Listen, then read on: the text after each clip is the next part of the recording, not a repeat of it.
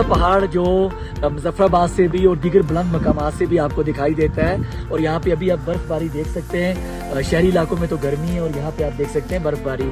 2-3 मकामात थे, 2-3 रास्ते थे जो इस मकाम को मिलाते हैं, यहाँ पे आया जा सकता है। जिसमें आज हमने जिस रास्ते का इंतखाब किया वो बालाकोट, फिर वहाँ से शोगरा और रात को हमारा स्टे शोगरा था।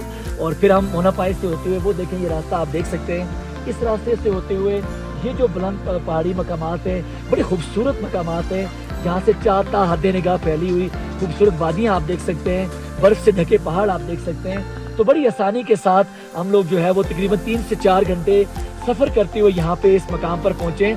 इसका बुनियादी मकसद एक तो मुहिम्माती सियाहत का फ़रोग है, दूसरा वादी कुटला जो एक बहुत खूबसूरत वादी है जहाँ पे आपने देखा होगा कि वर्ल्ड बैंक का एक प्रोजेक्ट है जहाँ पे नेशनल पार्क भी मौजूद है और बहुत सारी इंडेंजर स्पीशीज़ पाई जाती हैं, बहुत सारे नायाब जंगली परिंदे पाए जाते हैं, मेडिसिनल प्लांट्स इस तरह की पाई जाती हैं।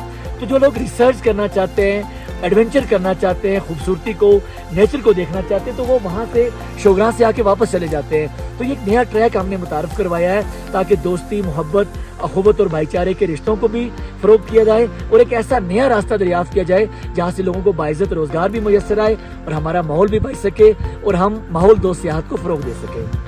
मकड़ा पहाड़ जो है तारीखी अहमियत से बहुत अहमियत के अमल है। सबसे पहली बात तो ये है कि बरतानी राज के अंदर मेजर जेम्स एबर्ट को जो है बाउंड्री कमीशन का सरबराह बनाया गया था। और ये बुतियाँ आपको यहाँ नज़र आ रही हैं, ये बेसिकली पानी की तकसीम और हदबंदी है। यानी एक तरफ कश्मीर है, आज़ाद जम्मू कश्मीर, यानी और दूसरी तरफ जो है वो खैबर पख्तूनख्वा के इलाके में उस वक्त खैबर था।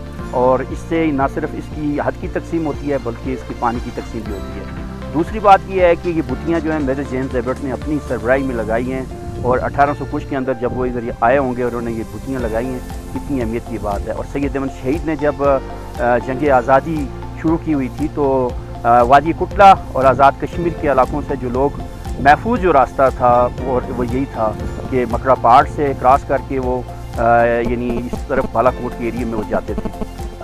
इसकी यानी आप ये कह सकते हैं कि तारीखी एतबार से ये एक अहम अहमियत का अमल है। जो हम 2 दिन पहले निकले थे, चेला से निकले थे। चेला से हम सिरी कोट से होते हुए बॉर्डर लाइन क्रॉस करते हुए हम वहाँ से सीधा मकड़ी मस्जिद हम रात को पहुँचे 2 दिन बाद।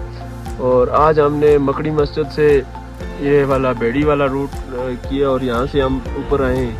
तकरीबन हमें 2.5 घंटे लगे मकड़ी मस्जिद से ऊपर। साइड से जो सयाह हज़रात हैं उनके लिए आसानी है कि उनको ट्रैकिंग कम करनी पड़ती है। वैसे हमें 2.5 दिन लगे, चेला से हम करते हुए सीधा 2-2.5 दिन में इधर पहुँचे।